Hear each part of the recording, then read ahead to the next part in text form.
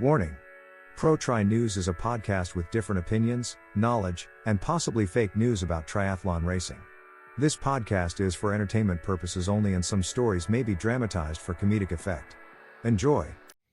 Hello, and welcome back to another episode of Pro Tri News. If you're watching on YouTube, we're all watching the finish right now of the Ironman Chattanooga. It's coming down to the wire. Trevor is like a cat with 9 lives, and it seems that he may be able to run himself near the podium, maybe win. Everyone's dying, so it's kind of crazy. He can't win, surely. He's got 2K left from the last tracker, 220 back. This all stemmed because he ran basically 3 minutes into everyone in the first 10K. Pat was like, dude, he's got to slow down. Kyle was like, no, he's fine. We reminded Kyle that he does have a bit of form for an epic blow up. He then had his epic blow up and seems to be making a comeback. Should we just carry on with the show though whilst this goes on in the background? Absolutely. Yeah, so there's 2 slots at Chattanooga, so that's why we're obviously following it pretty closely. So kind of tell us, Steph and Mark are joining us from KONA, and kind of give us like what you guys have been doing since you got in on Wednesday. Yeah, thanks. Kat enjoyed that we got mixed up. We have been spending a lot of time together. So I actually came over from Texas, which has been great because Texas was really hot and really humid. And then we got here and got off the plane in our jumpers and we're like, oh, this isn't, or sweatshirts, sorry, for the American listeners. I was like, oh, this isn't feeling so bad. So had a couple of days easy just to get rid of the travel. I had a bit of a nightmare travel day. Our first flight was delayed by 2.5 hours, so we missed the connection and ended up, instead of taking 2 flights, we took 4. I've got to jump in and say I feel for Steph's partner, Matt, because they are in, where did you get to? Seattle? Phoenix. So Phoenix, right? And they can wait just 24 hours and get the same flight the next day, still get to KONA 2.5 weeks early, or they can jump on 3 different flights with all the bags and shit and get there about 8 hours earlier than if they just wait 24 hours. Steph was like, I've got to swim tomorrow and I want French toast with Kat in the bar that we were planning to go to. So Steph made Matt take 3 extra flights to get there about 8 hours earlier. No, you always just wait. You just wait it out. This is like the same thing happened to the Norwegians. I don't remember. I think it was for Oceanside where they tried to do this. And it's like, when this happens with the travel, you just pause for the day and you pick up where you left off. Good night's sleep in a hotel, nice meal, bags are all left there. It worked perfectly. We made it. We did have a slight bag scare because they just took care of our bags. They were like, yeah, they'll make it. And obviously I absolutely did not believe them. And when we got to Honolulu, we looked at our air tags. Yeah, Honolulu, Pat, you heard that right. Yeah, not direct from Phoenix. We looked at the air tags and there was one still in Seattle. And I was like, oh no, that is the box with like my wheels and some of the bike parts in. And the airline staff were like, no, it's definitely made it onto the flight. I was like, oh, I don't think I believe you. Anyway, the next day when we got into KONA, the box arrived. And what had happened is they'd opened it to search it, hadn't closed it properly. The AirTag had fallen out and is still on a luggage trolley in Seattle airport, going around all of the terminals and all of the airplanes. So Matt just gets a notification every time this tag gets on a different conveyor belt and it's just doing its rounds. Anyway, by the way, before we go on to me and what we've been up to, Trevor's up to 3rd. He's 40 seconds behind Rasmus finishing now. Rasmus Svenningsson finishing, and there is a relatively tight race now between Cam Worth and Trevor Foley for the second slot. Is this? Yep. Yeah, for the second slot. We've probably got 90 seconds to wait for that. So anyway, we flew pretty straight through, except I had what is the online fear now of traveling to America. We get to customs and the guy says, yeah, we're going to need to take you to a back room for some interview, for some questions. We'll just need to take your mobile phones off you. Took our mobile phones off us, put them in a secure bag. We've got 90 minutes to the next flight. I thought, well, we're not getting that. And I'm probably not getting to America because, you know, if you scaremonger and spend too much time on Twitter, once you end up in that back room, you're done for. Once they see all my reels of, you know, little orange Oompa Loompa or whatever. Like, I'm done for. And anyway, we walked through, and Lucy Charles is there with Reese, who'd been on the same flight as us. They were just getting a normal like agriculture check, and we're sat there like, oh god, here we go. And the bloke comes up and goes, sorry, that was a mistake, here's your phones, off you go. We were like, fuck's sake, mate. Anyway, we got here, it's been great. What I will say, and Steph will agree, it is not hot. And you heard that right, KONA is not hot. And the long forecast has the race being 76 Fahrenheit, 26 Celsius. It's been raining. It's mad. It's like There's a different country. Cam's coming through in second. He looks great too. Look at that, 7:35:48. Oh, there we go. Cam Worth. Wow. So the 2 slots from Ironman Chattanooga, Rasmus Svenningsson, Cam Worth. Crazy. That's awesome. Right. Let's go. Let's see. I've had a semi-busy weekend. Friday had a friend's birthday party. Saturday had a wedding me and Addie went to, and then our merch for KONA came in. So if you're watching on YouTube, you can see all the hats.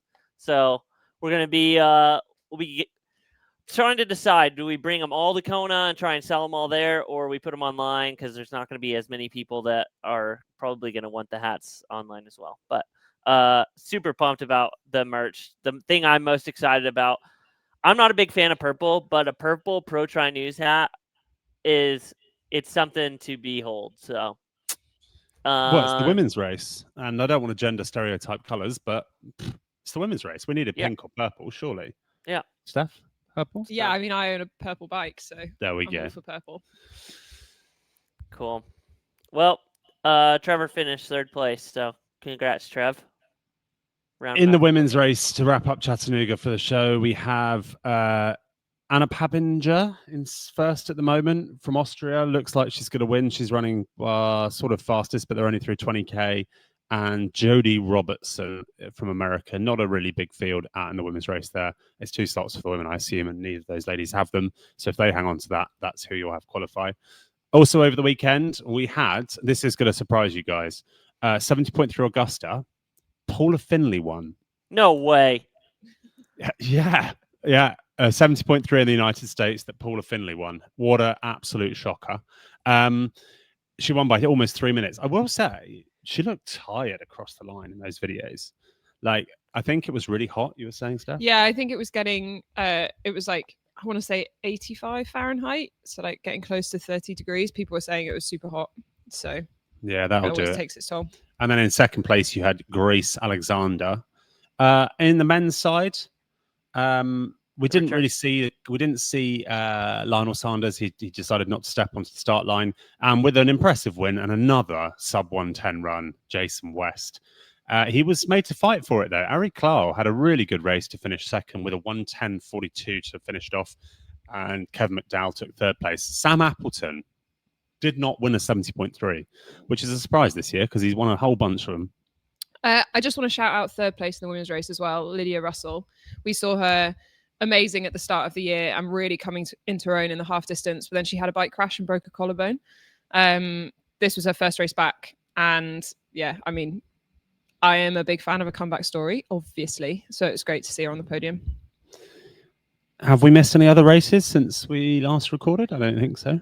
A lot of people have been messaging us about the Xterra World Championship this weekend in Italy. So if you want to go and rewatch that, supposedly the coverage was really good. I have no interest in off-road Xterra stuff, but there's a lot of athletes. It did look outrageous, by the way, because they'd had loads of rain, so the whole thing was just mud. So an entertaining watch. And then also the WTCS race in China happened this weekend where Max Scooter won the way.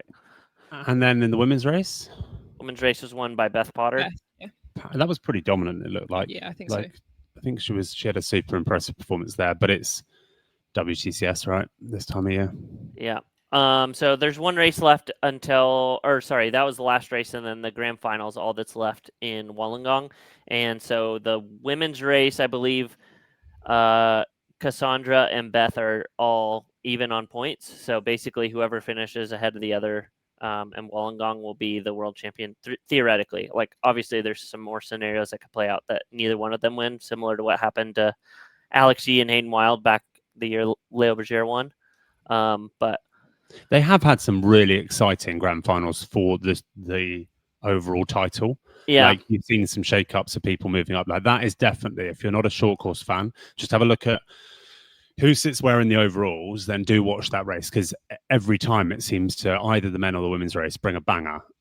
Traditionally, the French have turned up and just done something crazy and rolled, both Hayden and Alex and all sorts of stuff. So that could be good, but my money's on Cassandra. Yeah. Yeah, a lot of our listeners and followers aren't big short course fans, and we put out a poll. We can go through that like at some point, but just from a short course standpoint, like the grand final is the one race that everyone should watch as a fan of the sport, just because you'll see people who are going to be coming up through long course over the next few years, like things like that. So yeah, other than that, those are the only races that happened this weekend. The Super Tri race, was it Super Tri this weekend too? No, Apparently, that was that last weekend. That was the weekend before. The Super Yeah. Tri Grand Final, though, that's coming up this coming weekend in Toulouse. So that'll be one to watch. Should we move into topic of the week? We talk about Pro Series a little bit. We didn't hit too much on it after it was announced while we were in Nice. So we can kind of go through the schedule, like how you guys are kind of building a schedule, both you, Steph, and then you, Mark, as far as you and Kat, and then like what an ideal schedule would be like, or what would make the most sense as far as the Pro Series. Yep. So I think just because we've got Mark and Steph here who are, actively looking at it, I think just a reminder for our listeners as we kind of prep and think about our 26 calendar. The 2020, the Ironman Pro Series calendar is not something that's fixed, right? There will be some themes and some repeats, but the calendar does move around, and they're picking and choosing different events and host cities as part of their 18 races that they have on the calendar. So I think Mark and Steph are pulling up the exact 2026 calendar, but there was a big shift. Had it already, Pat. Yeah, there was a big shift, obviously, with Ironman New Zealand starting. But maybe, Mark, if you could, this might be a little bit arduous, but maybe give us a walkthrough of the 2026 season. Well, Steph's the one that had it up. Steph, take it away. Oh, and thanks, I'll jump Mark. in. So kicking off early again this year, we've got Ironman New Zealand on March 7th. It's a new addition to the Pro Series. New addition, yeah. And then following that is 70.3 Geelong on March 22nd, which is a repeat of last year. On March 28th is 70.3 Oceanside, followed which by... is a week earlier than previous years. Yep. Yes, and that's the same for Texas as well. So the big change there is they've dropped South Africa as a Pro Series race, which was the earliest, and they've now added an even earlier Ironman, which I quite like, because I think it gives you more chance in the year because realistically you could do March 7th South Africa, and then you could do, I'm just going to focus on the Ironman because that's what you have to build it around, because you can pick up 70.3 is much easier. You have to space out your Ironman races, etc. So if you build your season around the Ironman, it makes a lot more sense. So New Zealand could start May 7th, and then you could fly across March to 7th. Texas. March 7th. Yeah, March 7th. And then you could fly across to Texas on April the 18th and bank your second one, and realistically be done with your Ironman races for the year until KONA by April 18th. What does that mean? It means, A, you've got more chance to rectify a bad result. You could go to Hamburg, you could go to Frankfurt, you could go to Lake Placid, whatever. Or you could go and do something like Roth, for instance. So I think that's an interesting change. New Zealand is a very long way away. And the thing is, it's also a very early start to your season. But with the 70.3 Worlds being November this year, actually, it's quite a good amount of time as well to sort of get ready. So then obviously the big change that we're feeling for 2026 is 70.3 Worlds is back to its traditional date of 3 or 4 weeks before KONA. Yeah. And then we're back to everyone racing in KONA together. So I think, will the theme be in a world where the athletes aren't announcing, their schedules? They're either keeping them private or they're going to say what they're doing. But what do you think will be the season schedule themes that we will see? I mean, the way when I see it initially, I go, okay, Ironman New Zealand is going to be absolutely stacked because everyone wants to put one in as early as possible, right?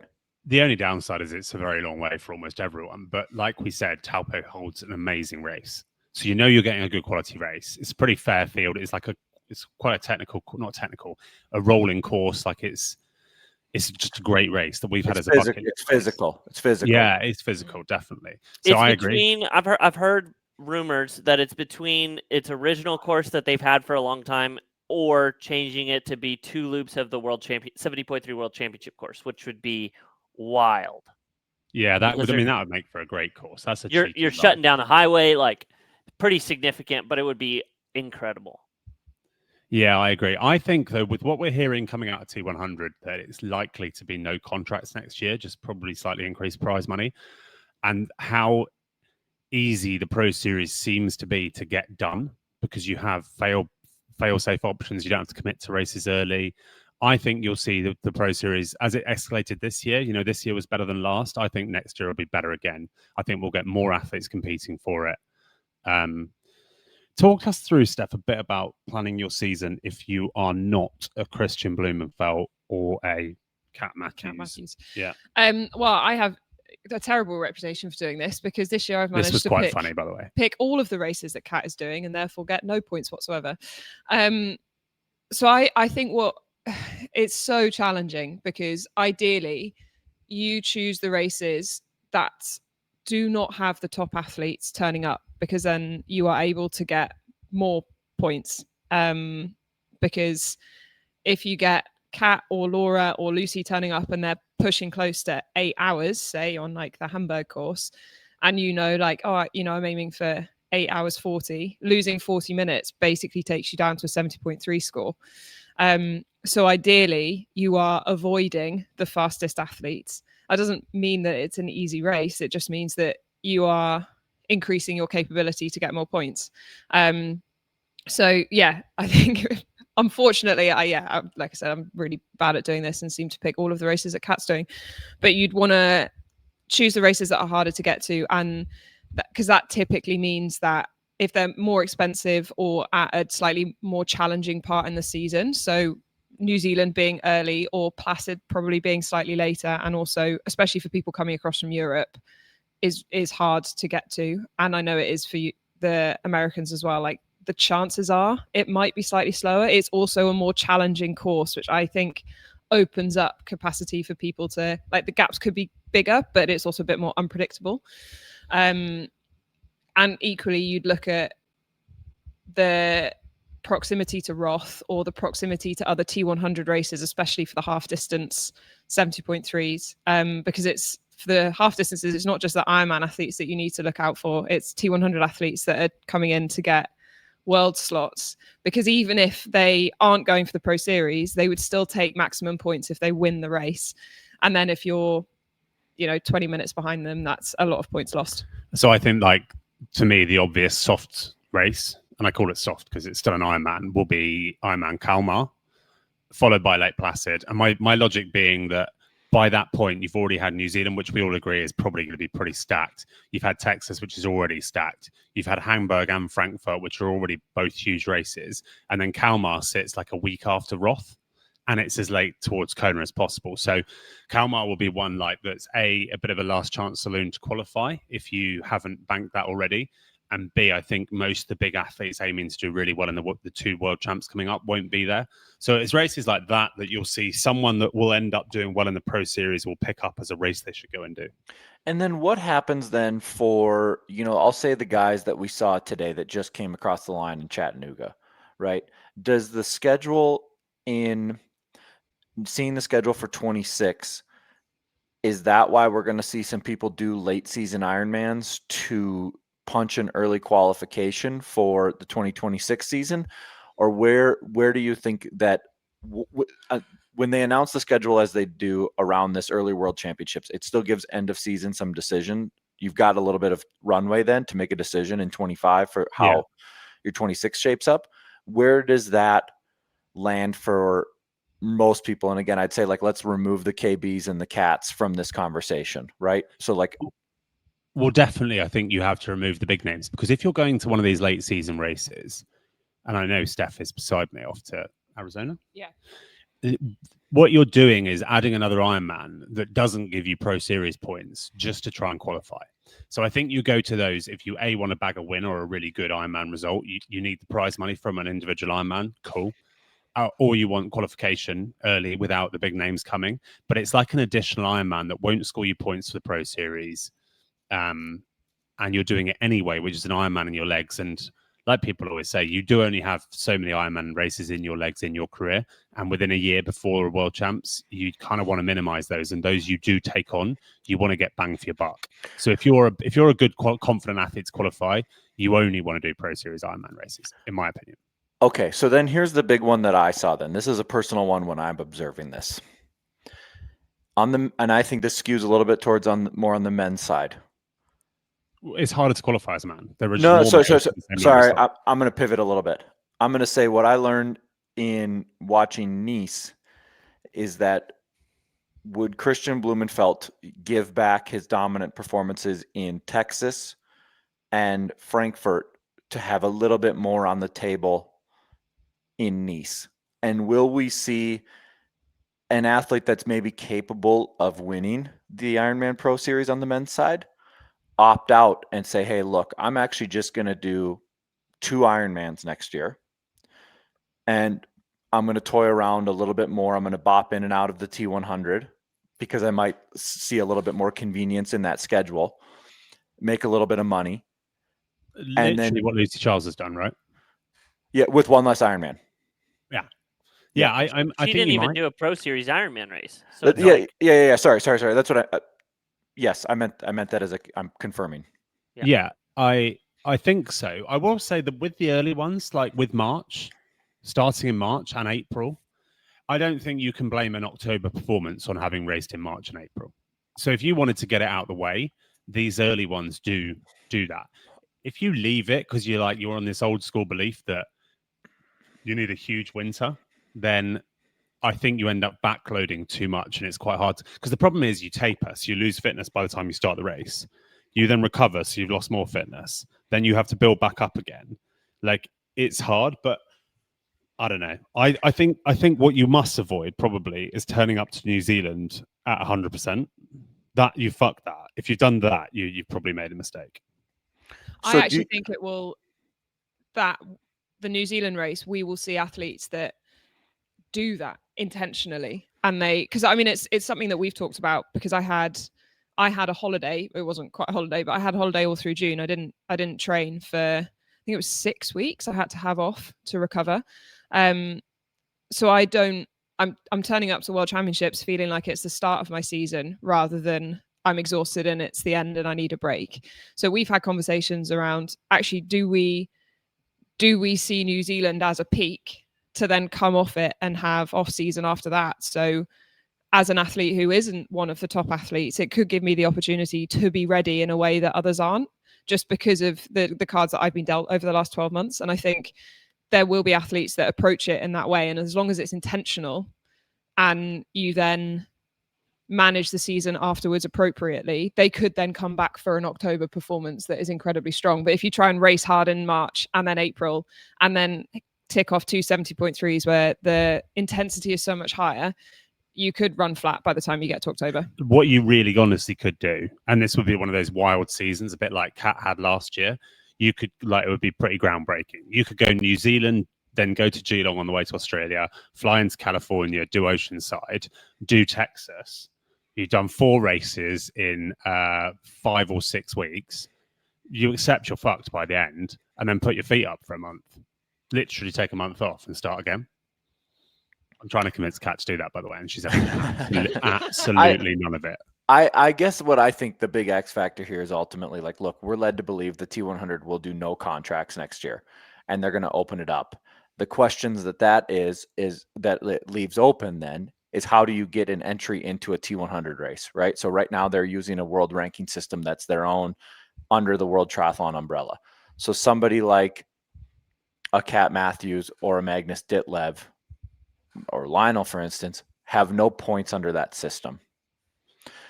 So Lionel was allowed to qualify for points, and so was Magnus. At least they're allowed in the contender series.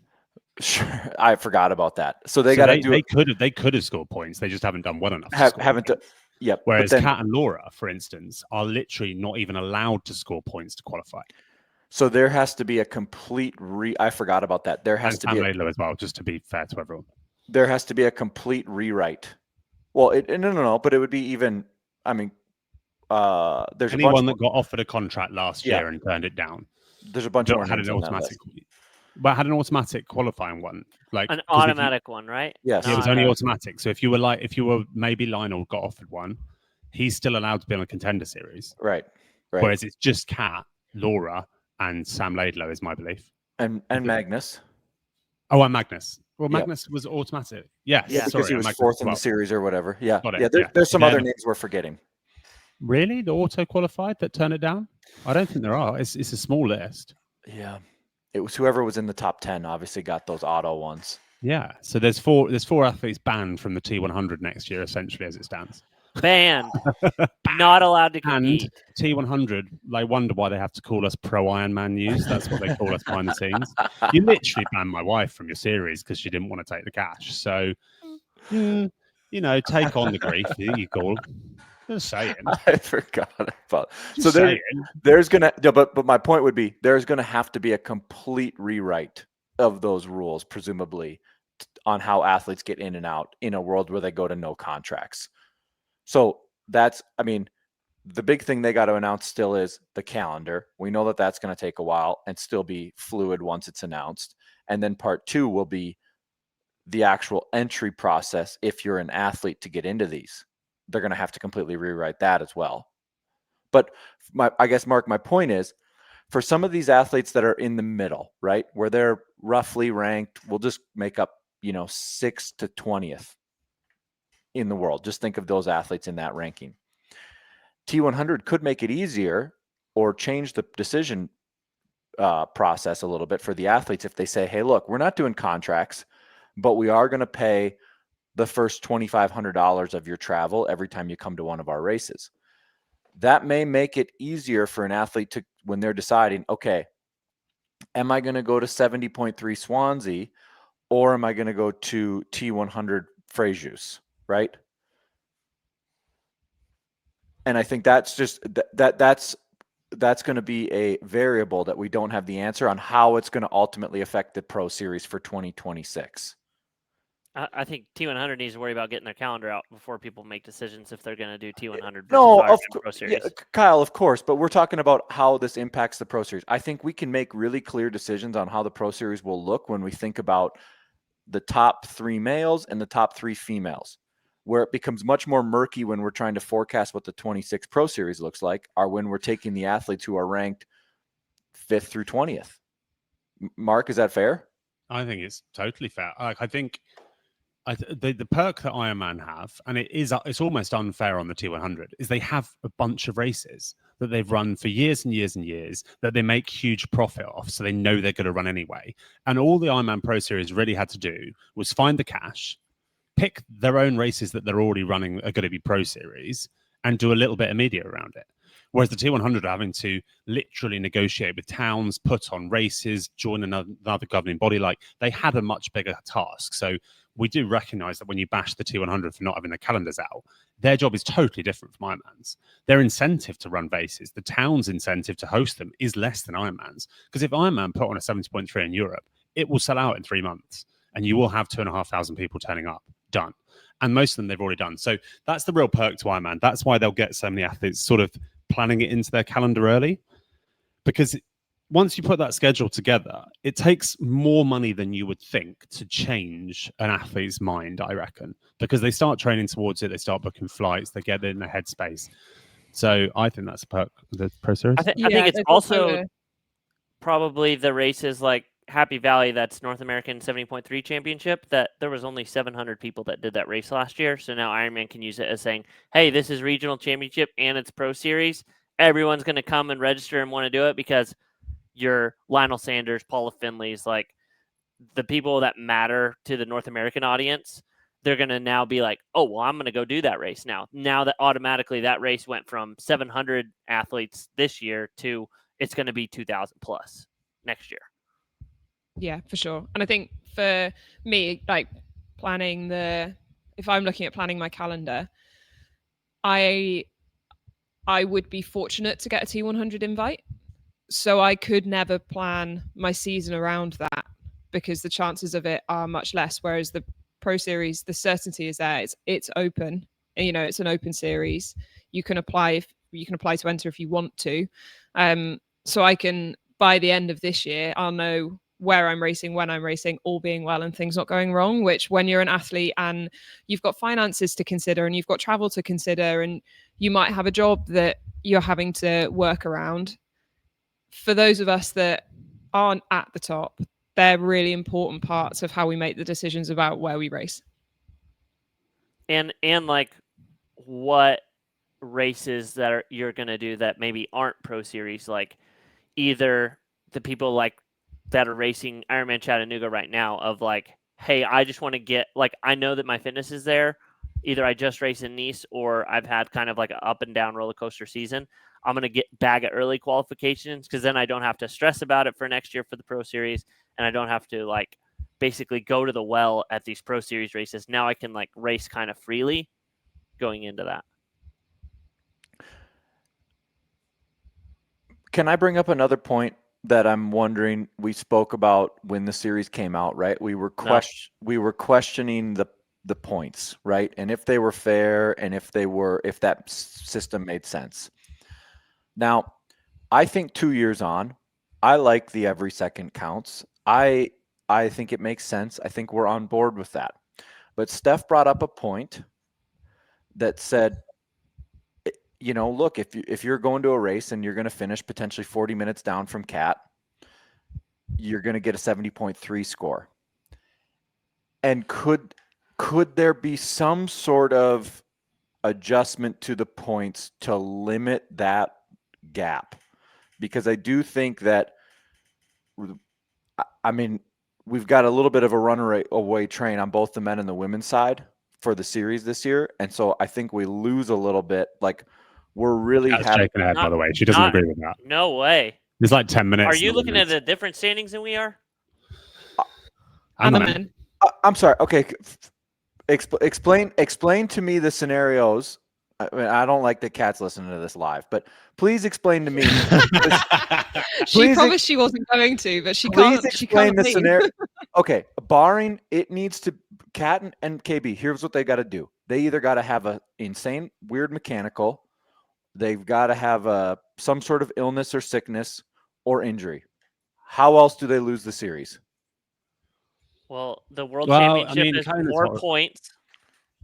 It's an extra 1,000 13 minutes ahead at the moment of Solvik. So Solvik has to put a bunch of time into a here and in Marbella, which is, you know, not impossible. I think Solvik's one of the absolute favourites and will cover it. I think she's a magnificent Ironman athlete. It's totally reasonable. But I see your point that the form tracker has to change, Pat. Basically, it has to do a flip reversal on what we've seen all year. Is it possible? Sure. Is it likely? Nah, not really. I mean, there would have to be some, like you said, there would have to be some crazy thing that happens. And so I think that's the only thing that we lose. Bloomy's got a 1,000-point margin going in 70.3 Worlds. So I'm just saying, like, unless he's also the guy that's thrown up in races before and had flat tires, so like it's not a runaway. I'm sorry. I think on the men's side, what is interesting is we've just got it up in the background. One of Casper's scoring races was Oceanside, where he did lose a lot of time to the front. And I know, like, KB didn't have his race either, but they actually both have a weaker score than they would like heading into World Championships. So what that looks like on race day. The men's is sewn up. I mean, it takes a DNF basically from KB. So you know. So could we have suggested to Ironman and say, hey, look, we'd love if you made another 70.3 eligible here, or what would have to be done to make the points a little bit tighter? But I think the question right here is a bit like, how do you make the World Road Race Championships more exciting? Does Pogacar have to use gravel tires? Because if you think about it, like, who is the best female athlete in the Ironman series. The Kat, person leading who is Kat. the best male athlete in the male Pro Series? KB. They're winning by not huge margins. Like, why would we change that? Like, do we think they're winning unjustly? No. Are they winning by margins that reflect their dominance across the year? Probably. Solveig's pretty close to Kat because Solveig's been really excellent all year. So, like, why would we change? It seems perfect. If there wasn't, do you know what? If there were 10 people really close, despite KB shitting on everyone all year, I would have more of a problem. It'd be like, how was he not winning by miles? It's ridiculous. Well, like, look, 4th through 9th are separated by less points than 1st and 2nd. So it's like, yes, they've been dominant all year. The point scoring is not indicative of needing to change that. I guess then what I would do, and this is a slight then punch on Ironman. I don't think that they've done a great job then of explaining and talking about the season-long narrative. Well, that's T100's thing, not Ironman's. Well, come on, it's harder for Ironman though, because you don't have the commitment from athletes. You don't know what races they're doing, but that's also their selling point to the athletes. So without making athletes commit to their series, penalties for not taking part in certain races, contracts, shit like that, which we all dislike, they struggle to tell a reliable narrative because they just don't know what people are going to do. They can basically only do it once the Ironman championships, world championships roll around, or then ultimately the way that the season is this year, they speak about it in Marbella, leading into Marbella, right? Yeah, and I must admit, Sam from Tri Insights, Triathlon Insights, he started working with Ironman, and early they had some of these. They had some of this, so-and-so's ahead, if they do that, they do that. I haven't seen that update yet before the Women's World Champs. And that would be good because that did what you said, Pat. That gave us a bit of a narrative. Using tools like that would make it more interesting, maybe. Yeah, I guess I would. This goes to, I mean, this is any sport that I watch, right? But you would love to see a little bit more of a crescendo for the final race of the year, and I think they're going to have to go tell that story in that 4th to 9th. The narrative that Kyle was talking about. I think that's fine. That's just probably not what they wish they could do. But I they've think had this next year with the KONA as the final race. Yes, it makes and it both better. on the same day. Yeah, both series finishing together. That becomes that crescendo because equally, everyone's here 2 weeks before as well, so it becomes that ability to kind of they can do the World Champs hype and they can do the Pro Series hype at the same time. With everybody on the island, and you're going to know where you're standing rather than like the men, they've got one extra race in the bags. They can't really talk about that in comparison to the women yet. And it becomes a bit disjointed. And with we're going to have a double crescendo almost because we have Nice, which everyone was hyped and loved this year. We're going to have that again, men and women for 70.3 World Championship, and then come down off that and then back up to Ironman World Championship in KONA. So,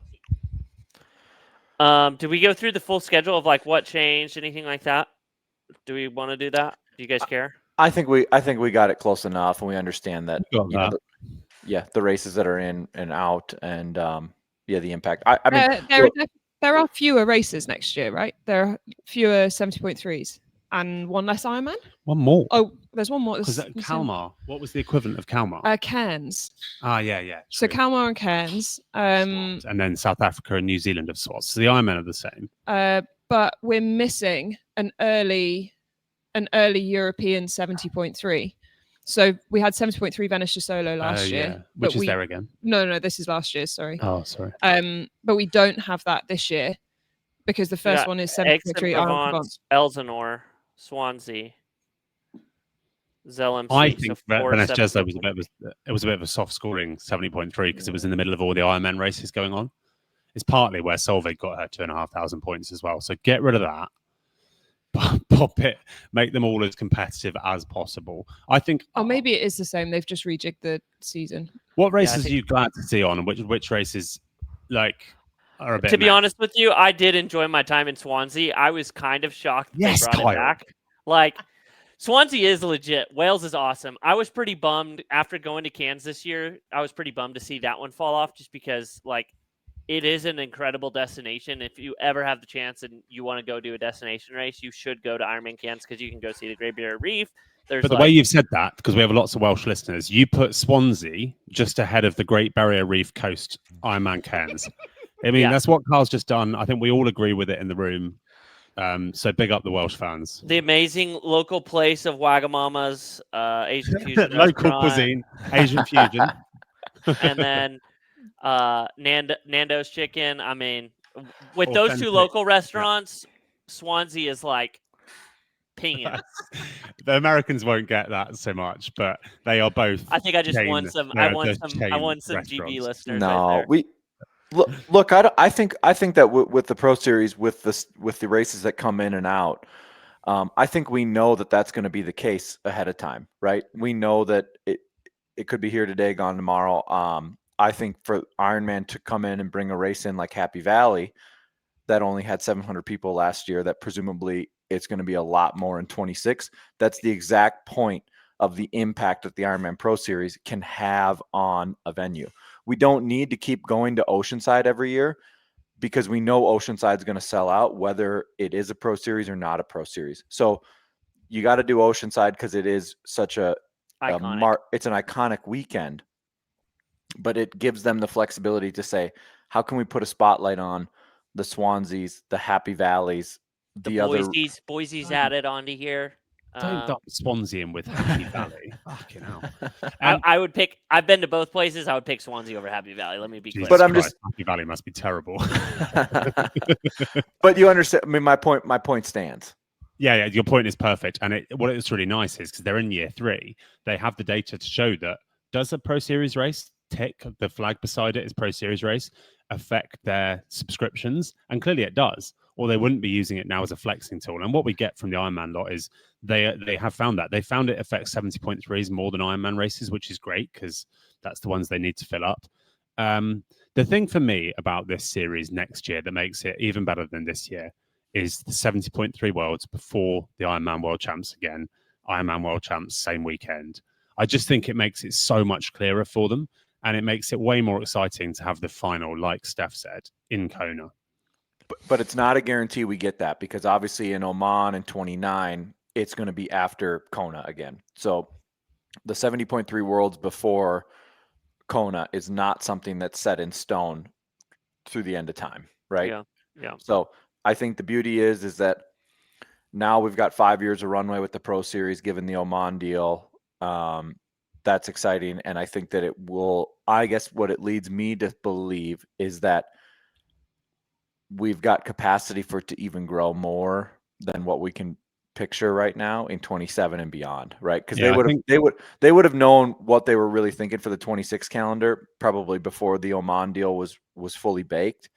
And now that they've got that runway, I think that they're going to be able to plan and forecast much better. Something interesting. So Ironman New Zealand is the last mass start Ironman left on the circuit. With it being a Pro Series next year, do you think it's just going to be like pro start and then all the age groupers start? Well, did they do mass start with pros and age groupers in the same race? Yeah, it was literally it's literally the last mass start left. I don't know if they can do that for a Pro Series race. I think they should. I mean, it would be amazing, but I don't know if would the coverage work. Oh, can you imagine the ticking for like 2,000 age groupers? The ticking clock. Do you guys not hear it on the? Surely you hear it. Yeah, you hear it. The last 10 seconds is a ticking. It's a ticking clock before the gun goes. Oh. And then I hate it. I hate it so much. I think it's like the drums in short course. What they should obviously do is just put a pro pen 50 meters out in front or something. Yeah, that would be fair. And then do it. Yeah. Because the downside. Why? No, sorry. Just don't be a pussy, Mark. No, keep it. Just go mass start. It's great. See, as an Uber swimmer, I would quite like the swimmers to go off separately. Yeah, Kat will happily take 50 age group men round there swimming, though is comfortably a better swimmer than Steph after Zalamzee. We'll just say that. Yeah. Okay. Yeah. We're 2-1 this season, even though one of the races I didn't start, but Kat got the fastest swim, so she's allowed it. I think that's cool. It's a really good question, Carl. I'd love to know what Ironman Take is, and I would like to know early because I would get real excited if that is a mass start. That is so cool. It still happens. Yeah, that's Good one of New the last Zealand's ones health and left. safety policies. One of the last ones left. So, I for one, I'm going down to New Zealand next year for the start of the Pro Series. I don't know if anyone else on this podcast can speak or say what they're. I'm starting to wonder whether you have a job or not. What do you mean? I got You are 5 weeks. literally- I have 5 weeks of vacation a year, and I burn all of them. Every last drop.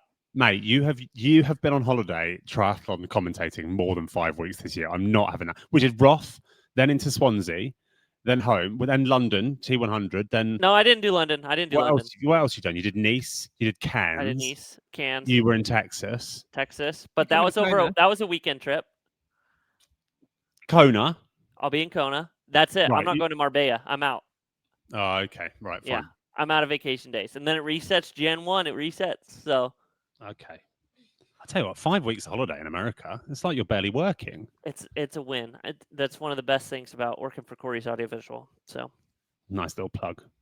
Right, what have we got coming up then? We're moving on. Let's move on. Coming up this next weekend is the Super Tri Final in Toulouse. So if you haven't watched any of the Super Tri races and you're hungry for some triathlon, be sure to tune into that. There is basically they're fighting for the win between the teams. There's a lot of money on the line, and the racing is really good. So on October 4th. So what is that? Is that Saturday? Sunday. Saturday. It's Saturday. By the way, Saturday. Kat is clearly fucking sick of it. What's she sick of? She's just had her head on the counter listening to this podcast. She's sick of us. Does Kat have some insights? What she want to build her calendar around next year? Or is all eyes set for? Kat is pretty keen on the idea of going to New Zealand. We said we would go if it was a Pro Series race. We're gonna have to fly out late because Meg McDonald's wedding is the more important. So we're gonna tap up Meg McDonald's wedding, and then we're gonna head out to New Zealand, and then we'll decide if she does a full Pro Series, maybe drops an Ironman, maybe gonna go to Roth. You know, there's a lot of options next year. She might go do Norseman as well. You know, all sorts of stuff. Wow. No, she's not going to do Norseman, but I think I will. Really? Yeah. Wow. He's actually started training for it. He did like a whole kilometer swimming yesterday. It was fast, though. It was fast. Thank you. We're gonna have to do the ice bath then to get. It will be part 2 of that. Jeez. You guys want to see my bruise on my leg? It's still. We're doing a podcast. Sorry. Right, KONA. We're just talking about Pro Series. So KONA's coming up. Obviously, we got the start list finally announced. There's only a few people that dropped off. There's quite a bit of KONA rookies doing it this year. We can get into like a preview show. I believe next week we can do like an actual preview, and then we're going to be doing pods every day, according to Talbot. Yeah, and we have this is one of Talbot's ideas, though, and sometimes Talbot's ideas don't actually materialize. Sometimes. Yeah, okay. He's not the most. He's a visionary thinker rather than a doer. Sometimes with Talbot. So yeah, we're going to do daily pods. The main one, which we sold out instantly, is the Thursday live show up in Canyon at Lava Java. But then we're going to do a bunch of other live pods. We've got lots of locations here, so we'll just see what the appetite's like, and just keep tuned into our Instagram because we might even do an impromptu one where no tickets, get there first, doors closed. So we'll see about doing that in KONA as well. Steph will be on the live show. She won't be on the other ones because she's actually got a race to do. I will probably dip in and out, but the boys will take care of the rest of them. Yeah. So, should we get into some hot takes? Yes. And then we'll rip Honestly, it. I'm amazed people listen to the show and don't just skip ahead to hot takes. I bet they do because I put the timestamp on there.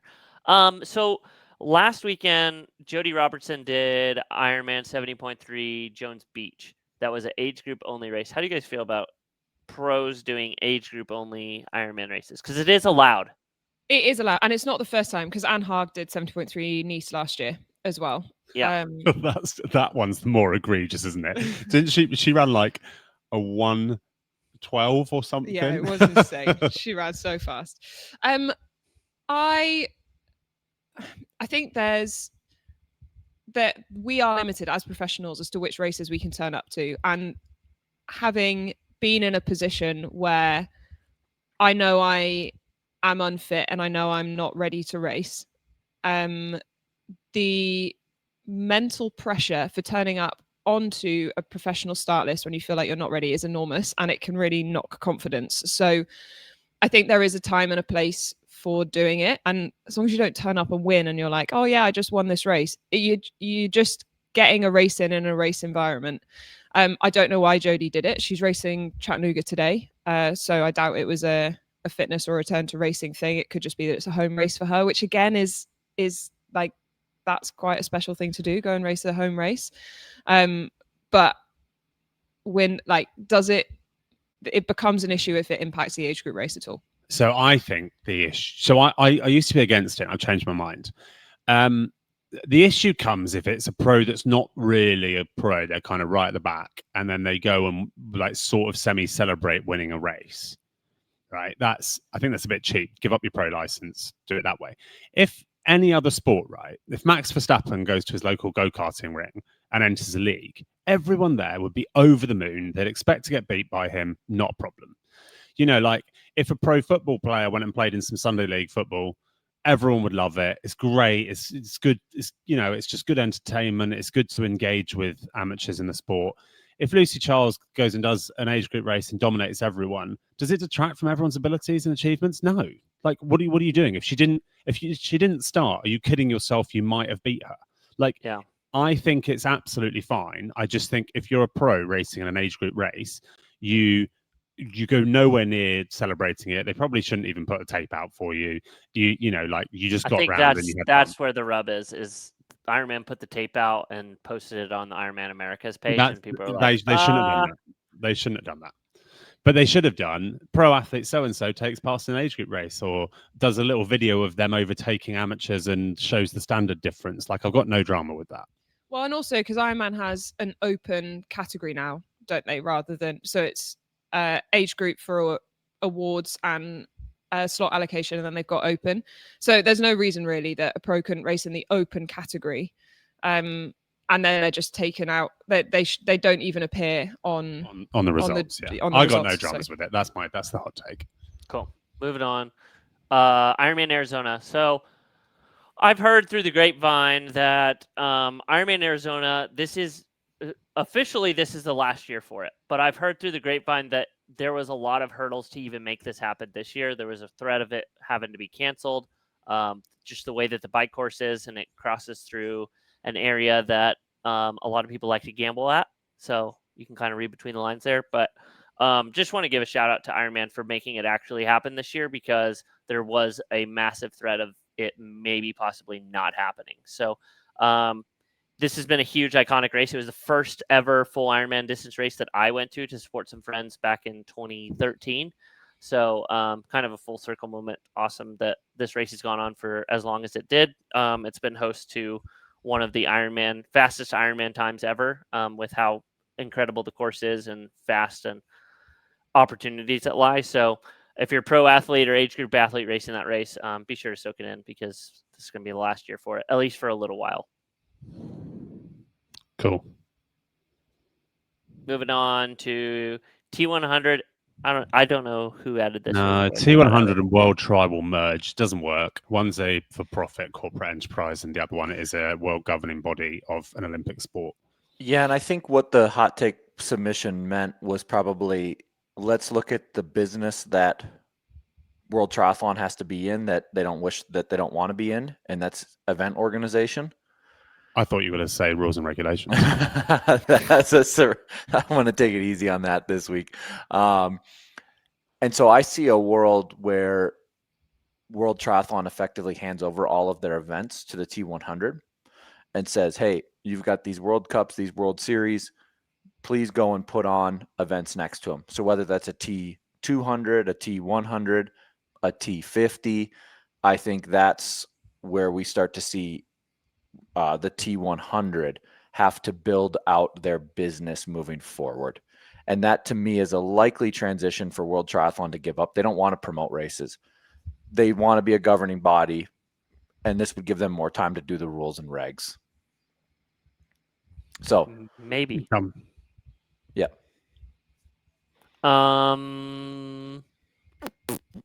Is this the deepest women's field we've ever seen at KONA? No. You don't think so, Mark? No, I think 2023 was deeper because you had Daniela Reef and you had Anne Haug still racing, plus everyone you've got here that's a contender, and you've replaced those two with Julie Duron and Solveig Losseth, and you can't compare Solveig Losseth and Julie Duron yet to Daniela Reef and Anne Haug. In that 2023, you had the people you have now: Lucy Charles, Kat Matthews, Laura Phillip, Chelsea Sodaro. They were part of the Big Seven. You then also had Daniela Reef. Oh, and Taylor Nibbs was there. So we've got 5 of that 7, right, that we considered the Big Seven. And then the remaining 2 were Anne Haug, Daniela Reef. This year, you have those 5, and then you have those other 2. Now, the difference, what you could argue, is from the 7th or 6th down to 20th is stronger. But then you had good Sky Monch then. You've got Sky Monch coming back from pregnancy. You know, like, these athletes do come away, and I think we just get a bit complacent on currency.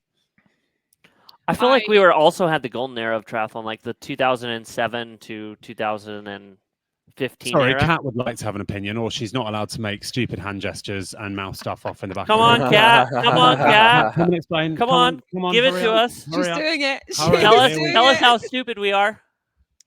I believe that even though you've got the names, I think the quality of not the whole depth of field, but the top 7 or whatever number it is this year, I think the quality and the competition sort of closeness is going to make for a better, more competitive race. It's not depth, you mean the overall quality of the best athletes. They're closer. And I think, Kat, if I can maybe say what you're saying is, what I'm hearing you say is, it seems to be that those 5 or 7 or however many it is are coming into this race a little more primed and ready than what we saw in 23 potentially. Your opinion, not mine. But what do you mean? Then you have to explain what you said. I'm not sure primed and ready, but I think everybody's 2 years fitter and faster. I think that's the gap is narrowed. Sorry. Yeah. You think it's better than last year, 2024 Nice? Well, yeah, 100%. We've got more players, I think, that were at 2023 that weren't present in 2024 that are now back again in 25. I think as well, the chasers, so that group of people that we potentially don't consider the top 7 or top 8, they are now closer to the front than they were 2 years ago. Yeah, there are, and it takes one person to have a great race or a group of people to have a less than stellar race, and we could have players involved that we didn't expect. And I think that's where women's racing is progressing is, we still might have 7 at the front, but we have 25 people that are fighting for a top 8 slot. And naturally, KONA with the course profile on the bike plus the heat, you've got more people closer together potentially rather than these massive niche gaps. Yeah. And we've got three returning world champions plus 7-8 women that have won Ironmans within the last 12 months. Yeah, something like that. I think we shouldn't call it the strongest field ever, just like off the drop of the hat every year. And I think my argument's sound. I think that you could say the overall quality is higher. Like there aren't the 1 or 2 superstars, but we can just say emphatically, we're thrilled for this race to happen. This is going to be a great race to be on the Big Island. It will be a better race because the next hot take: can Lucy Charles go gun to tape? Yes, she absolutely can. Is it less likely? Yes, which is good because it means it'll be closer. But she absolutely could go gun to tape. Like, I think you'd be naive to think she couldn't. Did she go gun to tape, Kat? She's done it before. There you go. Next question: can anyone swim with Lucy? Yes. I think we've seen it happen more often this year than we ever have done before. Ever before, yeah. Kat's pointing at me. My intention is not to try and swim with Lucy, just FYI for everyone. Rachel Zelenskas. She's not here, She's but not there are really 6 or 7 Taylor. swimmers that are turning up to this. That I think we actually saw it in Nice. We saw a big front group in Nice last year, and I think that is largely carrying over to this year with the standard of swimming just going up because we've got more short course athletes that have transitioned upwards through the distances over the last couple of years. But I think Lucy will go solo. I think she'll just up a level a little bit. She likes this swim. I think she'll gun it out the gate and get clear because there's more of a mass as well. It's much harder to like pick her feet.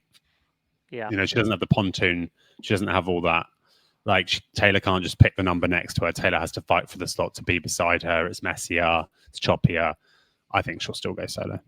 One of the questions was, what has Laura Phillip done this year to prove that she could win again? She's gone 3 for 3, won all 3 races that she's done. 70.3 Krejcikow, Ironman Hamburg, and Challenge Off. I think the question is different, Kyle. I think so. Wording is, what has Laura Phillip done to make her a contender?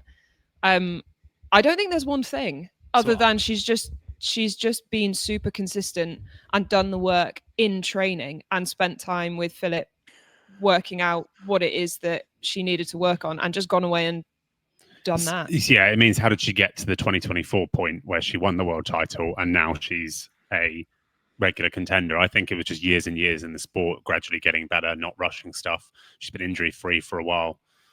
Yeah. And Kat thinks she's been a contender for years. She podiumed here in 2023. Yep. Fair. Okay, next hot take. I'm going to go with this one next. What nation has the best chance to sweep? So what we saw in the men's race was a clean sweep of the podium.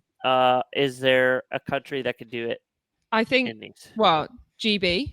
It's the only one. Yeah, we've got Kat Lucy Indy, sorry. And yeah, Kat, Lucy, Indy, you know, you've got Holly Lawrence that could still do it. You've got, like, it's harder. I think that you have to get, like, Indy could podium. Of course she could. But it's like, I think it's much harder in the women's. But there isn't another one, is there now? Like Germany, no. The US. When was the last time? US could have 2, maybe if you're stretching. Chelsea and Taylor, yeah. Sorry, when was the last time so the forecast, I mean, the long range forecast says rain. I mean, it's 13 days away, but when was the last time it rained during the elite race? There's been speckles, but like times. It's the temperature, Pat. It's 76 degrees Fahrenheit, long forecast. Cat's exacerbated because we know this will change and it'll end up being fucking 100, 102. she's yelling? Yeah, she's yelling because she has to go out and ride in it. Yeah, I mean, that could. I mean, certainly the low tempo will impact it, but I mean, the record would fall by 10 minutes. Yeah, but the whole week leading in is cool too. I mean, there's a theme here. You know, I mean, I've been looking at it, and it's just not that hot. Yeah, we saw this. We contracted with a weather forecaster, and Kat's done 0 heat training because we just planned ahead and realized that it was a waste of time. Yeah. Oh my goodness gracious, just crazy. That's a lie, obviously. Well, that's a taste of what you will get with our Ironman preview show. Thank you all for listening to the podcast this week, and get ready for some of the best coverage you've ever had at an Ironman World Championship from your truly Pro Tri News. Is Jack Kelly coming? Jack Kelly's coming, is he? No. Oh. He was good on our show. I'm glad you're he was invited, there. Jack Kelly. No. You're invited always to come on our live shows. Any live show. If you're in Kona, get ready because we got some merch. So much love. See you later.